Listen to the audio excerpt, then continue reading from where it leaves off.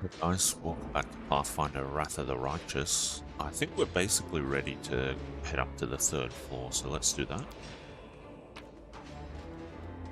Yeah, let's collect all. We will hide. Let's drop all this stuff now.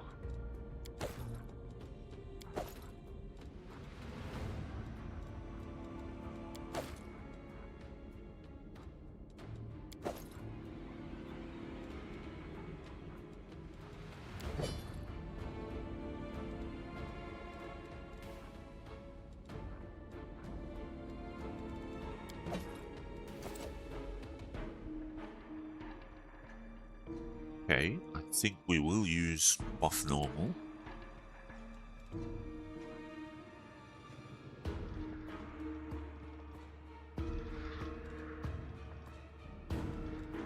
I think we should be okay. Hopefully. We can save it here.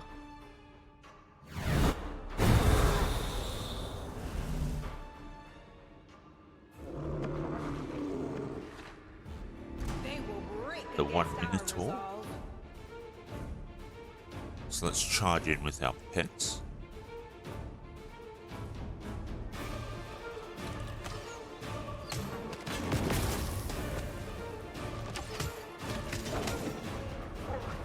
Need a trip, come on, yes, a trip.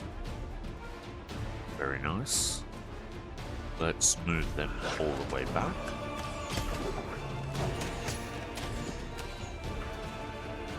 Who is Deradnu attacking?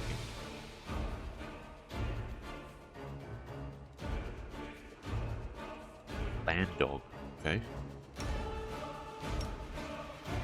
Let's see. Yeah, let's use Protective Luck on Land Dog then, since he's the target. Nice, they tripped him again. Now I'm getting a lot of trips. It doesn't seem to be really...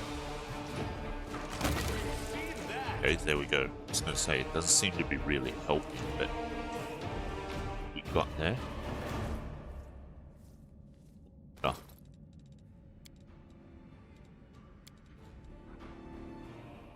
Whenever this great axe lands a hit on enemy, they must pass a fortitude save or become prone. Alright. That's fine.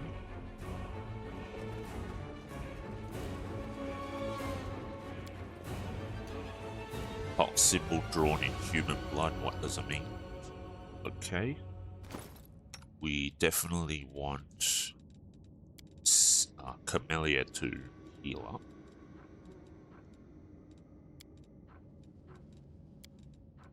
Don't want her on such low HP for what should be the final fight.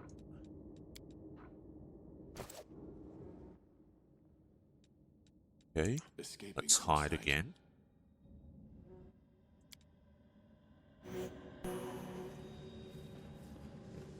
Okay, cool. Let's go back. There we go. Oh, we didn't get any XP for going forwards, it seems. That's a bit bizarre. I think we can just leave that there. Okay, that should be fine. Oh, there's more. Okay. Oh, Ember got a level up. Alright, I'll do Ember's level up then, and we'll get back to it once I'm done with that. Okay, and we're back.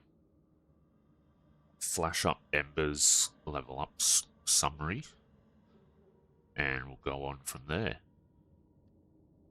Okay, I'll leave all this loot over here. I think we should be okay. Might be able to get the option to pick them up after the boss fight, I think.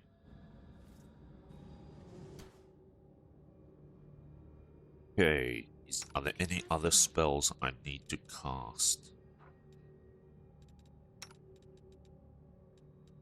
Actually, I need Darren to heal.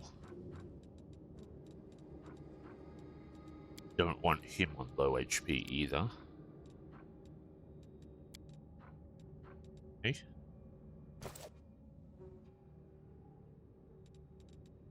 I guess we're kind of ready then.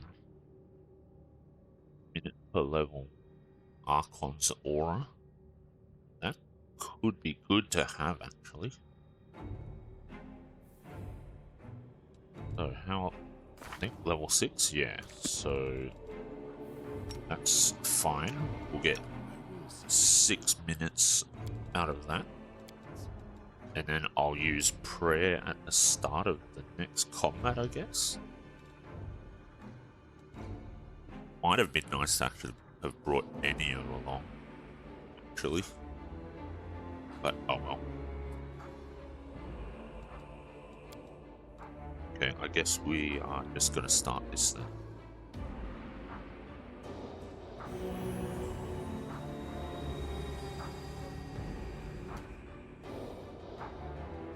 That's one big stone, no doubt about it. The city's greatest sight before it was tossed here upside down, that is. Okay.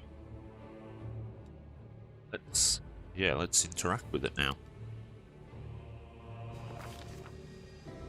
Upon entering the chamber where the vanquished Worldstone reside, the Crusaders could have expected many things: an ambush, deadly spells, a horde of enemies, but not an empty hall, still and silent with no Minago or her henchmen. Only the obelisk and glimmers of light dancing on the dirty floor. Okay, but then again, all is not as placid as it seems. Stooge once again hears the seething choir. This time the voices sound louder, more insistent. One step, another, and suddenly Stooge sees the Worldstone, not as it was a moment ago, but somehow completely different. It is no monolith emanating light, it is a cage made of pure energy. The place where Descari struck looks like a festering wound, from which tendrils of dirty red and purple darkness creep throughout the entire artifact. And there inside, two hosts of flaming warriors are locked in battle. One is light, the other blood red, but they are all waiting for what? Hearken unto the light warriors' words. The light warriors speak of duty, service, and sacrifices made. Their words reveal the truth of the Worldstones. Each one contains a host of angels, volunteers from heaven who committed to this indefinite imprisonment in order to guard mortal kind from the demonic threat. They make no complaint, they ask no easing of their burden. If the goddess and her herald offered them the same choice again, they would consider it the ultimate honor to sacrifice their freedom for this cause. The angels know Descari's evil plan. When the last of the light warriors falls, the Worldstone will become a deadly explosive that will destroy everything around it, and the other obelisk in the chain will meet the same fate.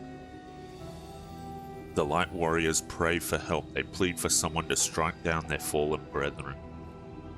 Those who succumb to the demonic corruption are already beyond salvation, but if they are stopped, it will allow the Worldstone to heal and the light host to continue its duty. The crystal chisel discovered in the ruins of Kenabres is the ideal weapon for this task. It will cut out the corruption along with those who have succumbed to it and restore the Worldstone's full power. The eyes of the Aeon, until now slumbering peacefully in the hero's soul, awaken. They urge the hero to look upon the Worldstone through them. The Aeon's eyes wish to see.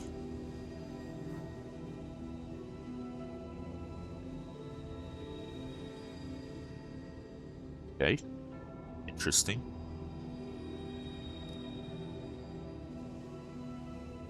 I guess we should do this. Look on the angels with the Aeon's eyes. The eyes of the Aeon pierce through essence, matter, and time and reveal the truth of the Worldstones. The stones are just as much a perversion as the world wound itself. The demons are not of this plane, but this did not give Iomade and her herald license to disrupt the balance further still, by imprisoning untold numbers of angels in stone. A crime committed in the name of good does not offset those committed in the name of evil. It only multiplies the harm done to the cosmic order. Hearken unto the Red Warrior's words.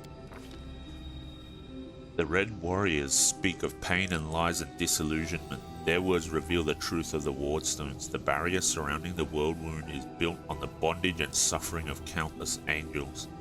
Every injury dealt to the Worldstone these angels experience as physical agony.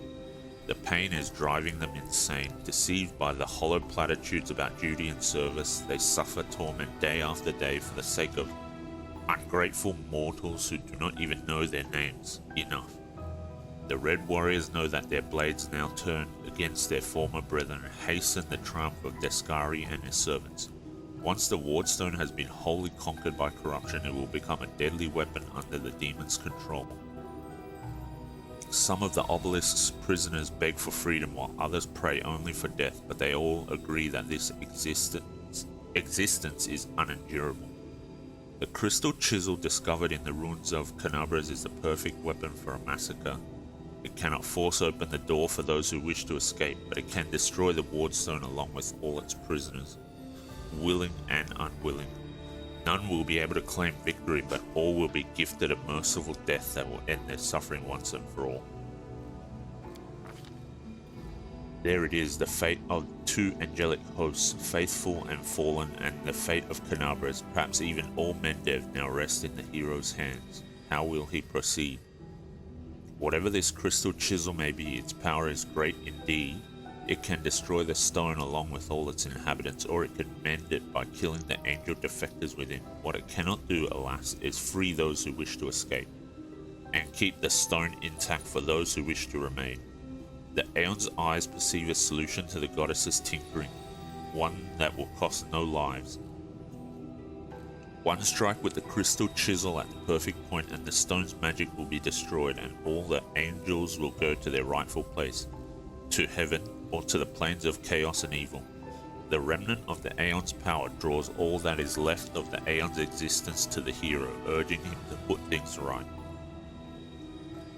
But somewhere deep within the hero's soul, the familiar eye sees endless rage, unbridled hatred. What will happen if it is unleashed here at the stone?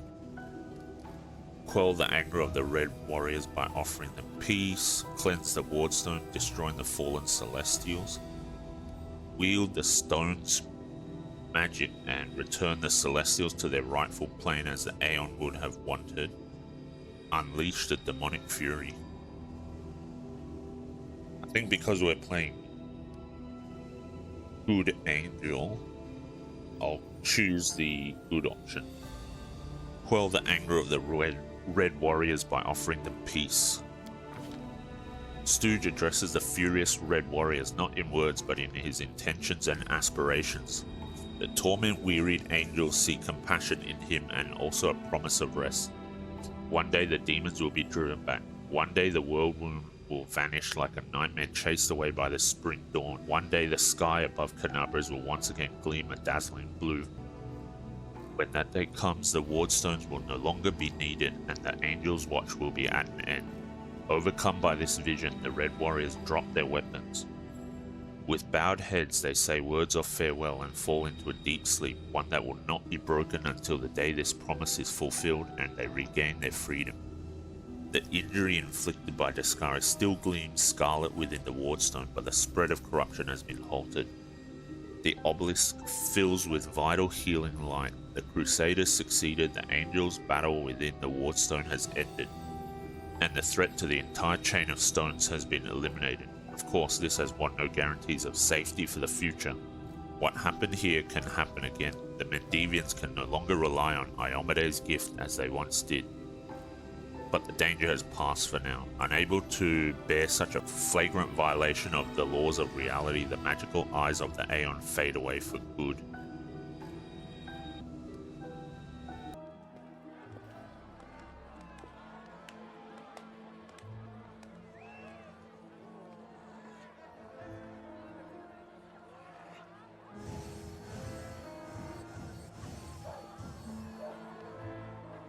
Look at them, Suture. They're rejoicing like children. The storm is coming and none of them sees it. Shall we add to their festivities, my lady? How about a little lightning to burn their flesh? Oh no, Suture. We'll leave such frolics to Discari's little gnats. We are here for something else. Something I have greatly anticipated for a long, long time.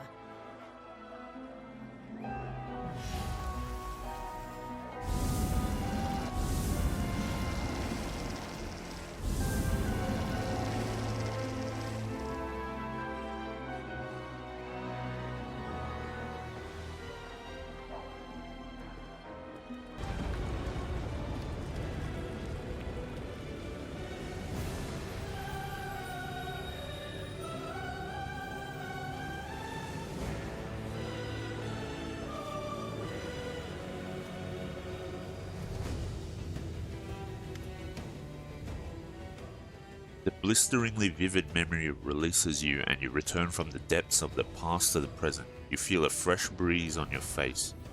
The energy expelled from the Worldstone has blown the roof off the grey Garrison.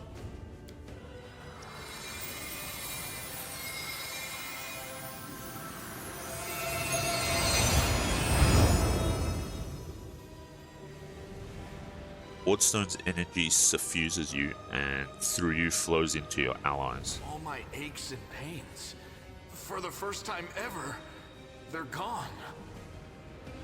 What are you doing here? How?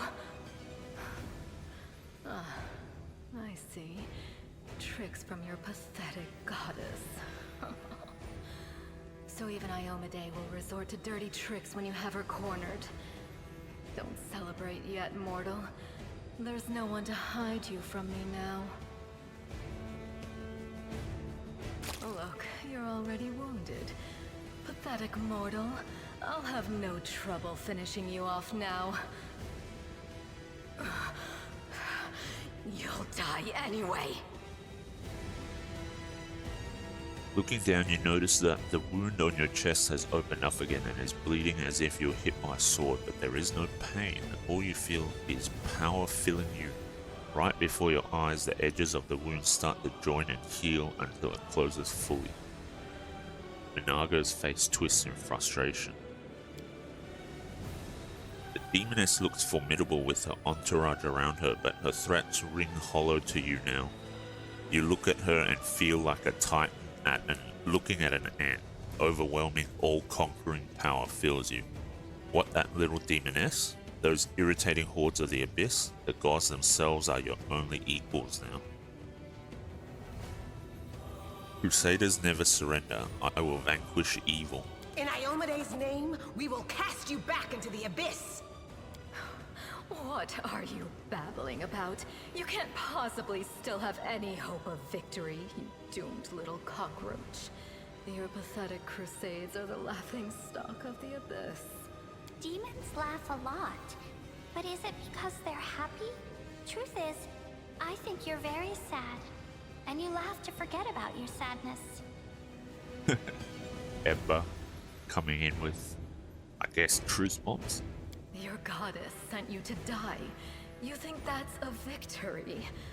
All you've done is postpone the deaths of all the other mortals. And not even for very long. But your wait for death is over. You won't see what I'm going to do to your little friends, because I'm going to kill you right now. Do not fear! Do not Okay. Let's use prayer.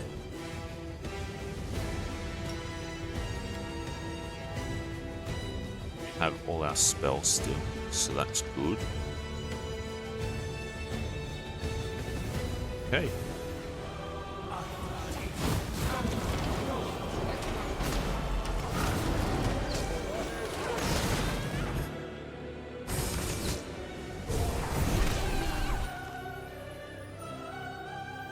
Ooh, got some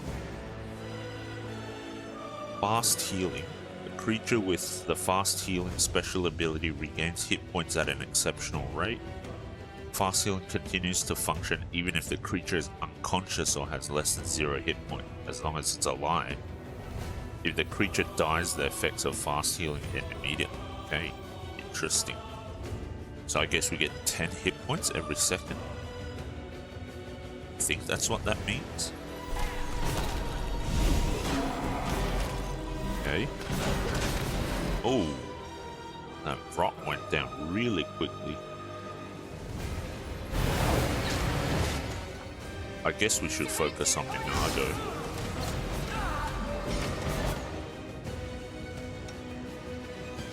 I guess Darren, we can move him forward and start doing a bit of healing as well. Where did Minago go? Oh, she went to the back again. Okay.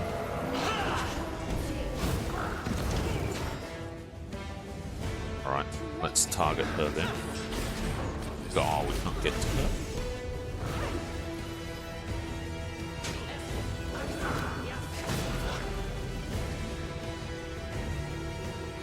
How are you doing that? Where is your power coming from? Okay, finally got her. Minago! To me! Staunton, my darling. I knew you'd come back for me. Shut it! Get over here now. Get behind me. If you want to finish her off, you'll have to step over my dead body first. Killing me won't be a challenge, I know. But I can last long enough to give her time to escape. Thornton, don't do this. Don't do it? And why not? You still have a chance to redeem yourself. Staunton, it's the truth. The Crusaders of Kenabres have treated you like dirt. But we would never do that to you. We are your friends. Shut up! I've been listening to fairy tales about redemption for 70 years! Enough! Not another word! What did you promise you for betrayal, Dresden? You must know that's a lie. She's already given me a lot more than all you Crusaders ever did. Compassion, understanding, kind words. So what if it's a lie? I want to believe her lies. I've had enough to hear with yours. Your lies about forgiveness and redemption. You're hurting yourself, just so she can hurt you even worse later. And all that so you can feel hurt until the day you die. You're awfully silly. I know, girl. But it's too late for me to learn any different. When I die, pour one out for the old fool. Enough talking. Minago, cast your spells and get out of here. I'll hold him off. Quickly! Before I change my mind. No, my sweet. I won't abandon you. We'll leave this place together, and we'll go where we can be happy. Go. Let me finally. God damn it all! Let's go! The demon and the traitor vanish in a magical haze. You feel the energy thrumming through your body and soul start to fade. It doesn't leave you, it hides somewhere deep down, leaving behind a small amount of incredible energy as well as the understanding that you will one day master that inconceivably huge power. Thanks to your completed playthrough of the inevitable excess DLC, your character will now acquire additional mythic powers, the inevitable fate effect. Okay.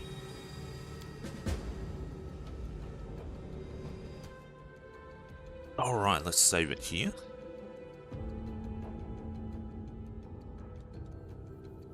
Do we get that effect?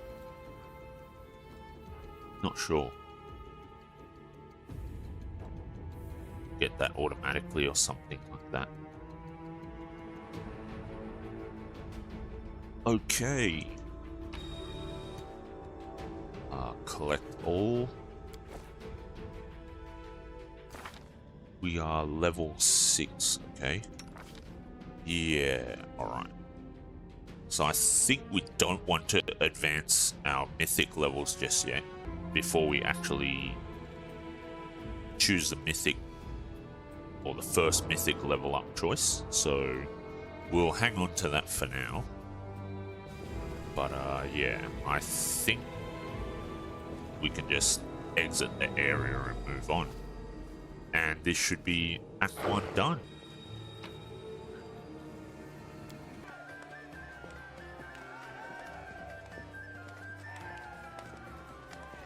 Make way. Warrior Queen coming through with a round for the heroes. Whoa, the heart is packed. And you considered nixing this little shindig, Beth? I did consider it, and I am still considering it. It hasn't even been a week since the last demon was booted out of Kenabres. And we really should be in a period of mourning for all the city's fallen.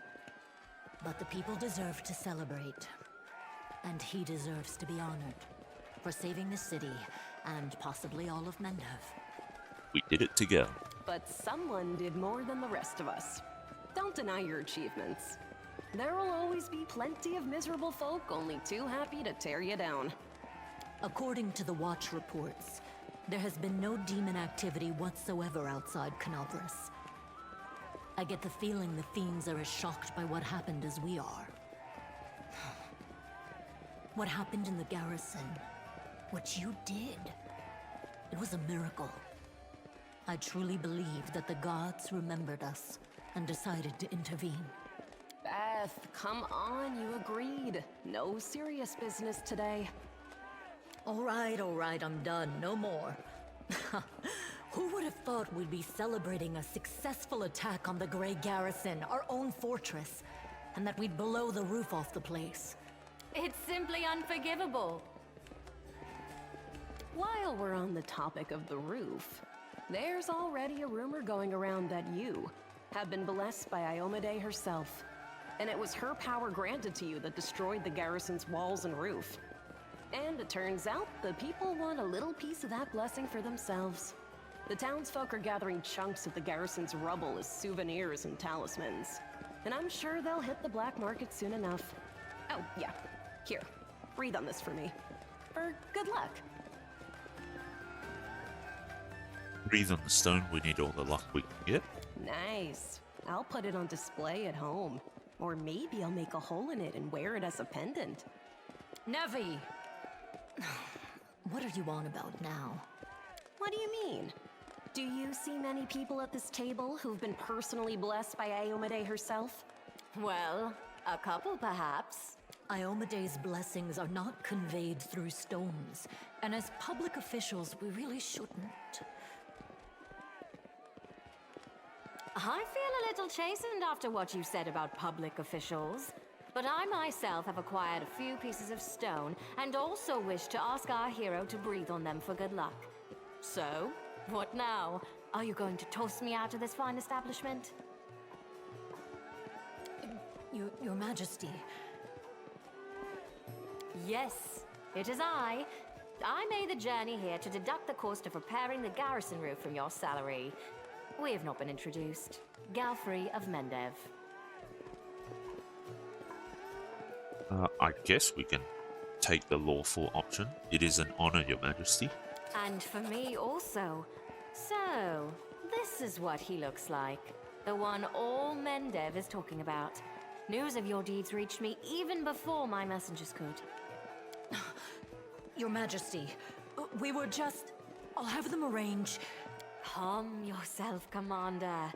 I deliberately came here without any fanfare because I did not wish to draw attention away from our honored hero here. My personal guard and the force I brought with me are standing watch outside the city. I ordered all your sentries to stand down. They also deserve a break. Every person who tirelessly fought to save Kenabres will enjoy themselves today. And my reinforcements will ensure peace and order. You join our celebration, Your Majesty. Please, don't Your Majesty me. We are in a tavern, not my court in Nerosian. Address me as you would any comrade in arms. Concerning the celebration, as you can see, I already invited myself. I couldn't pass up the chance to meet the new hero all the Crusaders are talking about. And soon, not just Crusaders. We all need to get some rest. Because grand new deeds lie ahead, yes? Your Majesty, my dear cousin. Count, I admit I was surprised to learn that you valiantly joined the ranks of the city's defenders. Pleasantly surprised. I live to please you, my queen. My first thought when Discari cruelly robbed us of noble Terendelev and half of Kenabres' crusaders in one fell swoop was of you, my queen, and of how these events would weigh heavily on you. No one could have foreseen the demon attack, and we have so successfully held the defense here for 4 heroic crusades. I'm going to drown him in the nearest well this very night. I value your dedication and your eloquence. I hope you will continue to aid our soldiers. Not a chance. You know that I am not made for the front lines. Excellent bash, but alas, I really must go. Important matters to be getting on with. A new shipment of wine from Keonin, and 3 beautiful creatures of the same provenance. But I will most assuredly come to say my farewells before your army departs on its campaign, which, wherever it may lead you, will undoubtedly be crowned with victory. I shall hold you to that, Count. And now allow me to devote some time to the hero of the evening. I did not come here solely to give you this chance to celebrate, but all serious discussions and official announcements can wait until tomorrow. I have big plans for all of you, especially for you. But I want to keep you in suspense for a little while longer, so I shan't say another word. Let us mark this victory. My first toast is to you, the hero of Kenabres. Now, what are we drinking?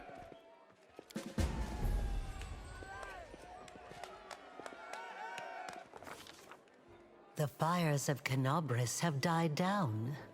Now the army's path leads to the walls of Dresden, a fallen citadel that the Crusaders have been trying in vain to reclaim for 70 years. The new piece on the board might give their efforts some added momentum.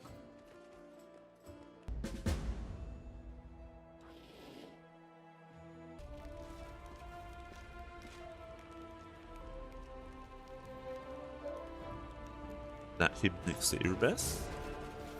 The hero who saved Kenabres, the queen is coming, the queen. Rise, warriors.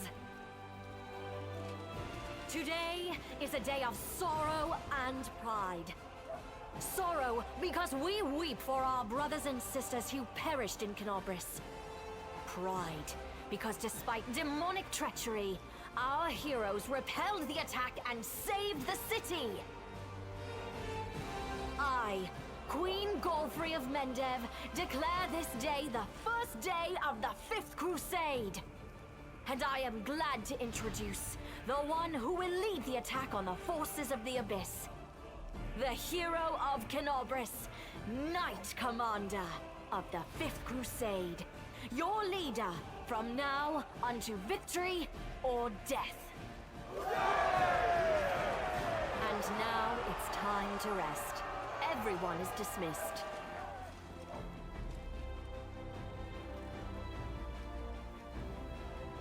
There. The troop review is finished. I'll give you some time to look around the camp, and then I shall expect your presence at headquarters.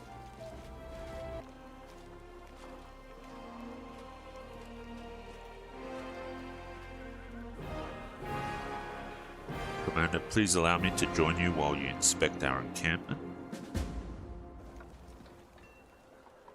Okay.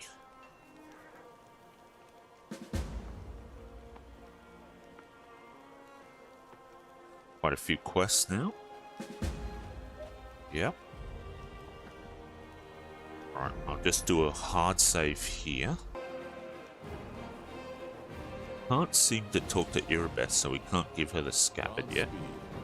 Let's talk to Storyteller though. Allow me to congratulate you on your victory and on acquiring mythical powers capable of casting down the strongest of demons.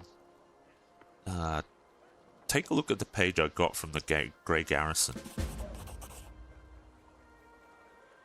Storyteller carefully takes the page from your hands. His fingers touch the ancient letters gently, examining them lightly, following their lines. I see myself, young energetic, able to see. Oh gods, have I found the key to my past? Finally, I will find out what my own mind has been hiding from me.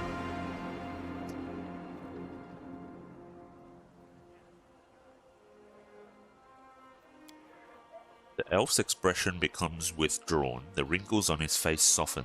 Thank you, Stooge, and please follow me to my story. Let us embark on this journey together. The storyteller inhales sharply a few times and begins his story. They are leaving. The people of Kiernan face the coming Earthfall.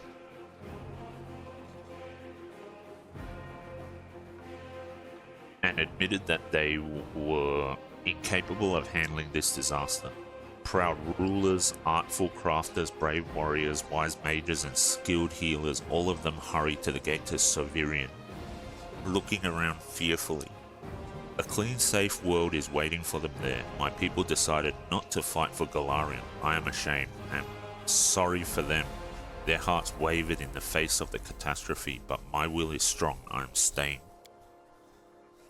My kinfolk are looking at me angrily. How dare I diminish their decision with my recklessness? My choice makes them cowards, traitors of their own home. One of them, my former mentor, looks at me bitterly.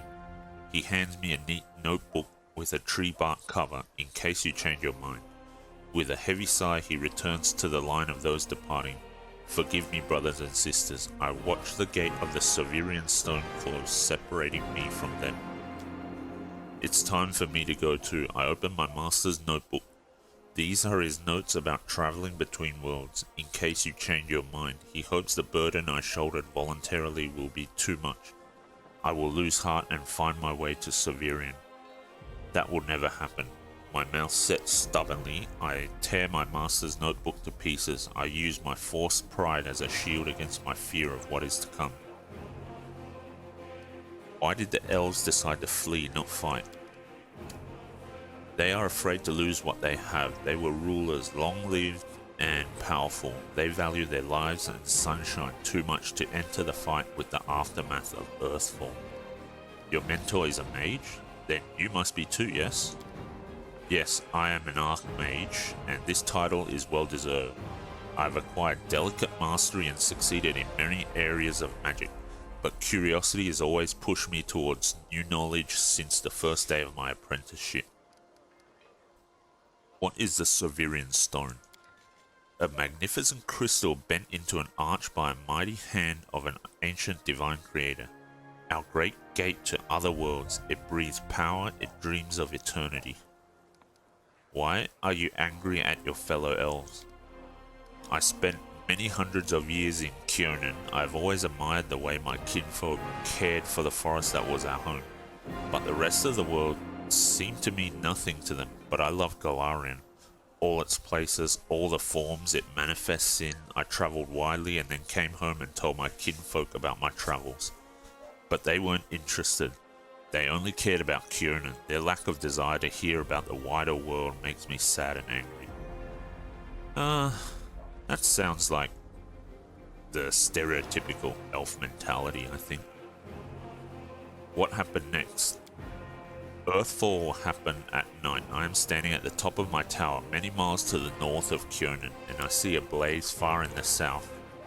I hear a horrendous rumble. The air is groaning, giving way to a huge rock rushing down on my world. And then a blow. Vibration that penetrates everything, reaching down into the bowels of Golarion and up to the vaults of the sky. Crunching bones, blood from burst vessels filling my eyes with darkness. Drowning in timelessness along with countless denizens of Golarion. Never before have we been so united in our feelings. When I come round, the darkness remains. My first terrible thought, I'm blind. But no, little by little, I begin to see the stone wall. I'm alive, but why is it so dark? The answer is quick. The smell of ash everywhere. A great burnt sacrifice filled the air with incinerated particles of what was recently the continent of Aslan. Great clouds of ash cover the sky, cutting us off from the sun and the moon, dooming us to dusk at day and complete darkness at night. My heart sinks with fear. Treacherous thoughts fill my mind. Why did I stay? Why didn't I run like everyone else when I had the chance? I clench my teeth and stand up to watch Earth fall, proudly like the last Archmage of Kyonin should. Will my world really perish like this? Will I perish? No, that will never happen. I'm still alive and I can fight Earthfall and the darkness, not run from it in a blind panic like my kinfolk and my cowardly teacher. But what can I do?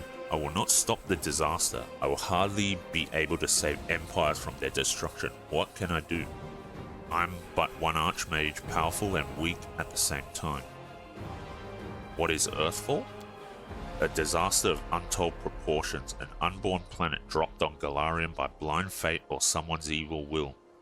A blow so strong that the continent of Aslan is destroyed within moments, turned to ashes, wiped off the face of Golarion. In this burnt sacrifice, clouds of ash and dust are born, stealing our sun. Without the warmth of our star, the air cools, the soil is barren, dark creatures crawl out of their lairs to rule. And the most frightening thing, without the sun, all hope dies in the heart. This is the age of darkness. Okay, 1,000-year period of time where the ash blocked out the sun.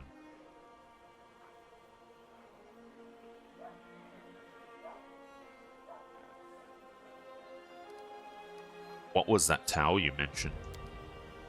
It's my retreat to the north of Kyonin, my home away from home, my observatory.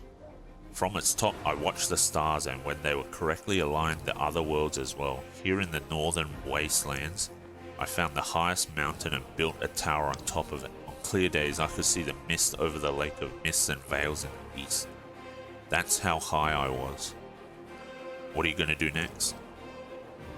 I don't know, I need to think. My opponent, Earthfall, is much stronger than me. Without noticing, the storyteller raises his voice to a shout. It is merciless. It does not simply destroy life, it kills an era, ending the greatness of Golarion's civilizations. They will sink into oblivion, be forgotten as if they never existed. I need to think. The elf suddenly winces and is silent for a few moments as he calms his heavy breathing. Forgive me, I shouldn't have raised my voice. This story was much harder than many before it, most likely because I played the main role in it. It is so strange to see myself, feel the emotions tearing me up inside, those that I felt a long time ago and not remember them. It's like I split. I became both the storyteller and the main character. Too bad the story ended at that moment. Please, if you find other pages covered with ancient elven writings on your travels, bring them to me. I might be able to shed some light on my past, and we will find out how my story ended, and perhaps even why I forgot it. That should be a very interesting story. Thank you for helping me remember them, okay? Please examine the items I'm carrying. Perhaps some of them could tell us a story. Let me touch them and I'll tell you what I can see. Storyteller fiddles with a fragment of gold buckle, an old thing created long ago by divine will, but the power that gave birth to it is lost in the darkness. However, the relic still lives on, though it has changed. I wonder what secret it is hiding. Would you like to know it? Bring me 5 vials of magic essence and I will revive this object and with it its story.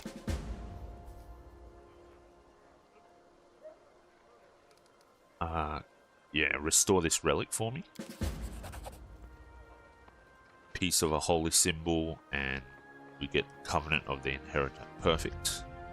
The elf cautiously uncorks the vials and begins to work his enchantments.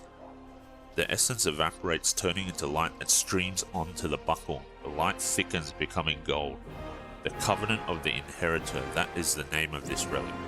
This buckle once adorned the belt of a glorious knight from Mendev. It is the embodiment of a promise made to a young girl by a powerful deity.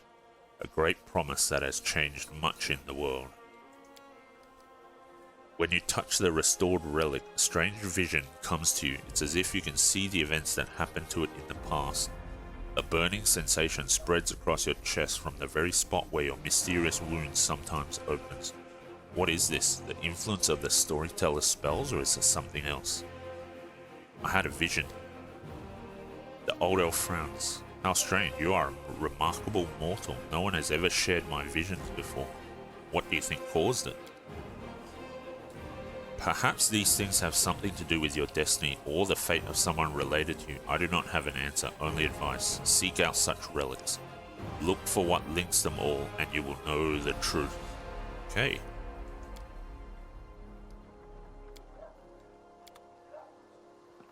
Alright, let's see.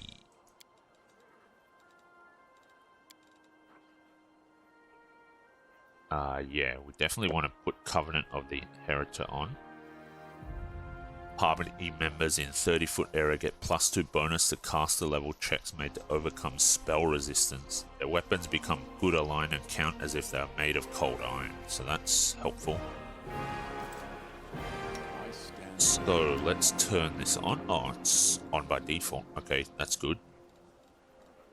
And there it is, Holy Symbol of Iomade. Very nice item. Okay, let's see. Woljif is over here. Wilsagams. Let's talk to Wilsagams. Show me what you have. Let's do some selling. Ooh, we get almost 18k gold. Black Dragon Fang, Nimble Edge. Races of Rough Landing, okay. Glowing Scales. Quite a lot of items. Okay, let's do this deal. Let's talk to Woljif. Okay, we can't talk to Woljif. Alright, that's fine.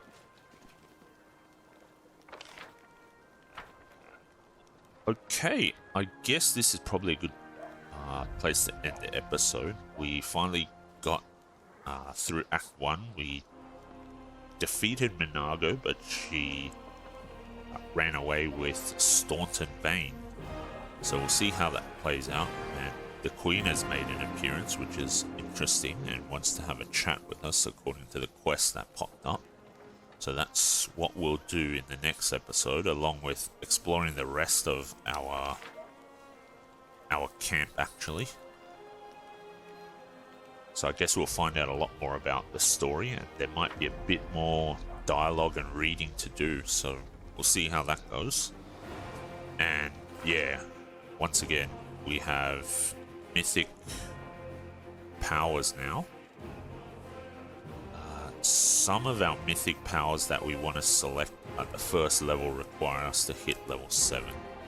I think there are others that don't quite need level 7, so we'll probably do those in between episodes, and then I'll just mention what I chose and why I chose it, and then we'll go from there. So yeah, thanks a lot for joining me for this episode when we got through Act 1, and we're heading into Act 2, which has some actually really tough fights. And I know that I kept saying some of the previous fights in the last act were tough, and they ended up not being too bad, but yeah, Act 2 has some brutal zones, so should be fun to check out, and yeah, something to look forward to. So once again, thanks a lot for joining me.